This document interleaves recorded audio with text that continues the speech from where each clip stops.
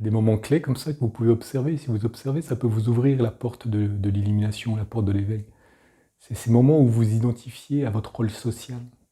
À un moment donné, vous levez le matin, ou alors quelqu'un vous demande bonjour, qui tu es, et vous allez dire ben, je suis le boucher, le charcutier, le plombier, je suis prof, je suis.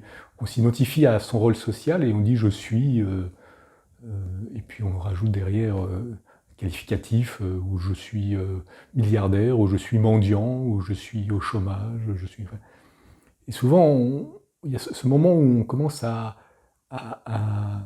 c'est culturel, hein, on a été éduqué comme ça, à utiliser l'identité sociale et en se définissant. En fait, c'est pas je suis médecin, plombier, pompier, infirmier, ou je sais pas quoi. C'est je pratique un métier qui est celui-là. Les gens sont tellement identifiés que même ils s'identifient à leur métier puis, ou à leur société. Je suis machin chez machin, quoi. Et je suis cadre chez machin, mais il n'est pas cadre. Il est plus que cadre, mais cadre, c'est une fonction sociale, dans un travail, ou alors.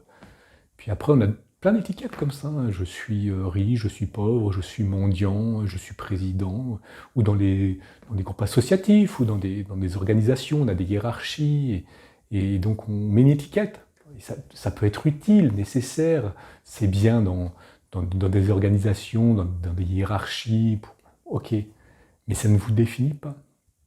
C'est juste un moment T, dans une hiérarchie, une fonction, une appellation. Et dès qu'on est identifié à ce truc-là, si vous pouvez voir dans votre intériorité que tout d'un coup vous identifiez à cette définition de vous-même, qu'elle soit valorisante ou dévalorisante, qu'elle soit socialement acceptable ou socialement pas du tout acceptable, politiquement correcte ou politiquement incorrecte, dès que vous identifiez à ce truc-là, tac, ça y est, c'est parti, vous êtes identifié à une pensée de vous-même, à une idée de vous-même. Et on a tous des idées sur nous-mêmes. On croit, je pourrais dire je suis William, un éveillé. Tiens, c'est pas une étiquette. William, un éveillé, illuminé, issu de la culture ralienne. Bon, voilà, étiquette, étiquette, étiquette, non, non, non. Bon, dans le mode de la communication, ça peut être pratique parce que comme ça, vous pouvez vous référer. Ah oui, j'ai entendu ce type, il s'appelle William machin bidule. Mais en vrai, c'est pas moi. Enfin, ces petites définitions qu'on peut avoir de nous-mêmes, ce n'est pas notre réalité infinie éternelle. Si vous vous connectez à votre réalité infinie éternelle de l'instant maintenant, tout de suite, ce cœur qui bat, cette respiration, ces organes qui fonctionnent, c'est déjà incroyable, hein, les organes qui fonctionnent. Hein, et ces organes sont constitués de cellules, et ces cellules sont constituées d'atomes. Et sur ces atomes, il y a des particules, et ces particules, c'est des univers, sur lesquels il y a des galaxies, et ceci à l'infini. À l'infini, indéfinissable ça. Même si là j'utilise des mots pour essayer d'approcher par la définition ce processus, c'est indéfinissable. L'infini est indéfinissable, mais on peut le ressentir. Et vous êtes cela. Donc quand vous vous connectez à votre dimension infinie éternelle, toutes les définitions disparaissent. Elles fondent. Elles sont anéanties par le ressenti qui peut émerger. Et comme ça, vous pouvez, de temps en temps dans la journée, observer à quel point vous pouvez être identifié à votre rôle social, à votre rôle dans la famille, à votre rôle avec votre compagne, votre compagnon, à vos rôles, quoi, à vos rôles. Vous jouez les rôles, quoi. Et ces moments clés comme ça, quand, si vous pouvez vous identifier, dire tiens, c'est marrant, je joue mon rôle dans ce scénario de la vie, mais je sens bien qu'au fond, c'est un rôle que je suis en train de jouer. Ça peut déclencher le petit pas nécessaire, le petit pas de recul pour créer la distanciation, pour observer que vous êtes plus que ça. Et si vous êtes plus que ça, qui êtes-vous? Si vous êtes plus que votre nom, votre prénom, votre définition sociale, qui êtes-vous? Qui suis-je? Qui suis-je au-delà des mots et des pensées? Si j'arrête ma pensée, si j'arrête les mots, qui suis-je? Qui est ce je qui est? Et là, doucement, vous pouvez ressentir.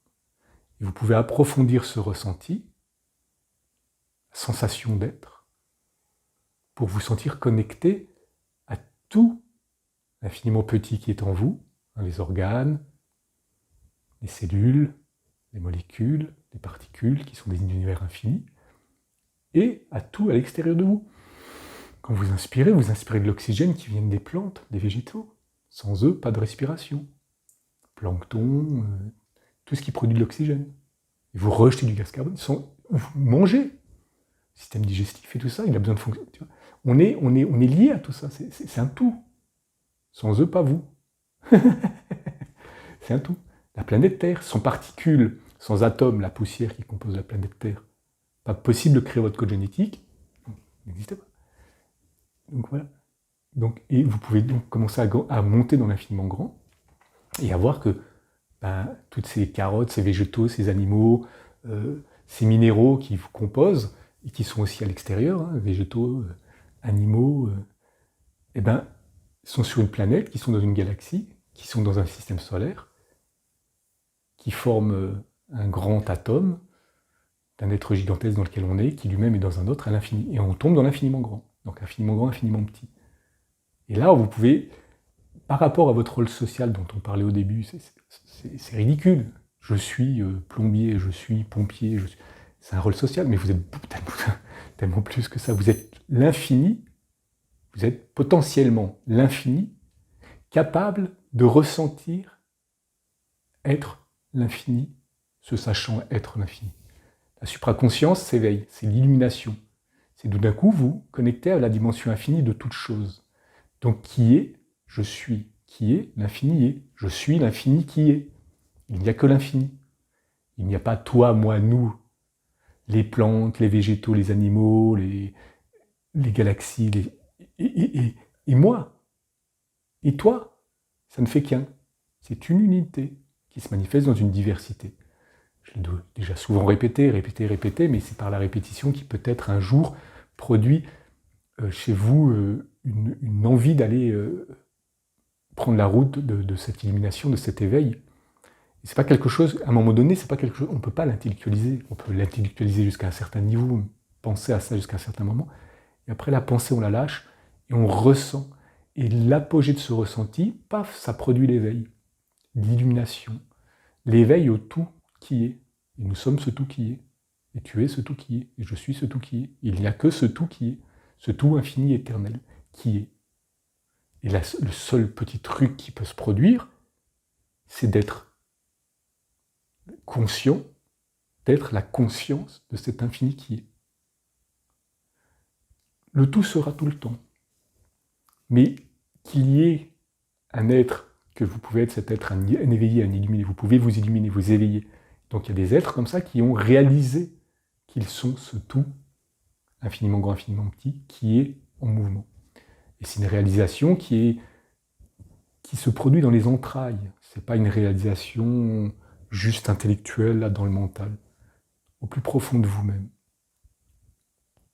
Et si vous pouvez ressentir ça, vous allez ressentir naturellement que tout est lié et il y a une énergie qui circule, qui lie tout. Et c'est ce qu'on appelle l'amour. Ça circule, ça lie les choses, ça lie les gens, les énergies qui lient les atomes, les molécules, les cellules.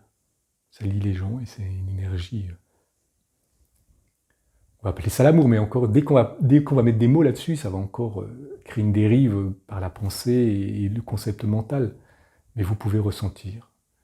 Et ressentir à l'apogée, vous allez ressentir l'éveil total, l'illumination. Vous pouvez atteindre ce nirvana, cet éveil total, cette illumination. Et c'est ce qu'on appelle l'éveil. C'est ce que les gens appellent l'éveil. Il n'y a rien... Voilà, c'est possible, quoi. C'est possible maintenant. Il n'y a pas de demain, il n'y a pas d'après-demain. Ça, c'est la pensée pensante qui vous fait croire qu'il y a demain, après-demain. Il y a tout juste un maintenant, qui est toujours en perpétuel changement. Donc on ne peut pas saisir, c'est un maintenant qui n'existe pas, finalement, on ne peut pas le saisir. Et ça aussi, comment vous voulez ressentir ça? Si vous le pensez, ça ne va pas. Mais si vous ressentez que vous êtes en perpétuel mouvement, vous n'êtes pas celui qui était au début de la vidéo, vous êtes déjà changé. Vous changez en permanence, tout change. Pas que vous, c'est tout qui change. C'est le tout qui change, et vous êtes ce tout qui change. Il n'y a que l'unité infinie qui se manifeste, qui change, qui prend une forme, une autre forme, une autre forme, une autre forme, une autre forme. Et vous pouvez potentiellement réaliser ça, être conscient d'être la conscience de l'infini. Être l'infini se sachant être l'infini, étant l'infini.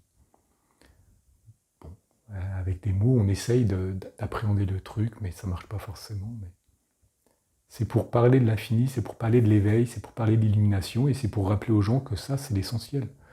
Après, le rôle social, bon, c'est une bonne chose. Bon, on est dans une société primitive ou bornée, où les gens qui sont mis en avant, c'est souvent pas très très intéressant, hein.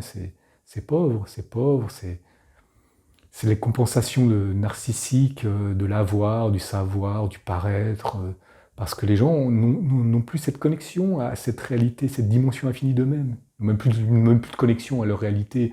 Ils ont oublié qu'il y a un cœur qui bat, qu'il y a des organes, des systèmes sanguins, des systèmes digestifs, des systèmes respiratoires, des systèmes neurologiques. Ils sont même plus en contact avec ça, ils sont juste dans l'idée d'eux-mêmes, ils sont dans la réussite de je ne sais quoi, ou dans l'échec de je ne sais quoi, ils s'identifient à... Bon bref, ça crée des rôles sociaux, mais là-dedans on se perd vite, hein. On se perd vite. Et toute l'éducation est basée là-dessus, sur cette perdition, sur cet oubli de ce trésor infini que nous sommes. C'est incroyable. Prenez de la poussière, là, vous prenez du sable, vous mettez dans la main, vous glissez, là, vous voyez glisser le sable. Mais c'est ça, on est du sable, avec un peu d'eau, quelques minéraux, et organisé d'une telle manière, on est organisé, qu'on peut tout d'un coup dire, ah, tu sens, mon cœur bat, ma respiration, je peux rentrer en lien avec l'autre, je peux regarder un être qui me regarde. J'ai des yeux qui voient, vous imaginez ce que c'est que des yeux qui voient, des oreilles qui entendent, des sens qui peuvent ressentir et jouir de ce ressenti. Et après, on va dire, non, mais moi, je suis plombier, ou je suis pompier, ou je suis chômeur, ou je suis milliardaire. Bon, voilà. On peut peut-être voir un peu le décalage horaire entre la réalité d'être et l'idée d'être dans sa fonction sociale. Après, la fonction sociale, ça peut avoir des avantages et des inconvénients, mais ça n'a rien à voir avec l'être-té, quoi. L'être-té, c'est... Il y a eu des Bouddhas milliardaires, il y a eu des Bouddhas mendiants, hein. On s'en fout un peu de tout ça, quoi. Ça, c'est le rôle social. Donc, il en faut pour tout le monde. Donc, il y aura des Bouddhas avec telle ou telle couleur et des Bouddhas avec telle ou telle couleur. Comme ça, chacun peut... C'est des portes d'entrée, quoi. Des portes d'entrée. Et puis, voilà. Voilà, c'est un peu... Pour parler un peu de l'éveil dans une dimension d'identité sociale, pour rappeler ça, je l'ai déjà dit sous des formes ou d'autres, mais c'est toujours bon de le rappeler.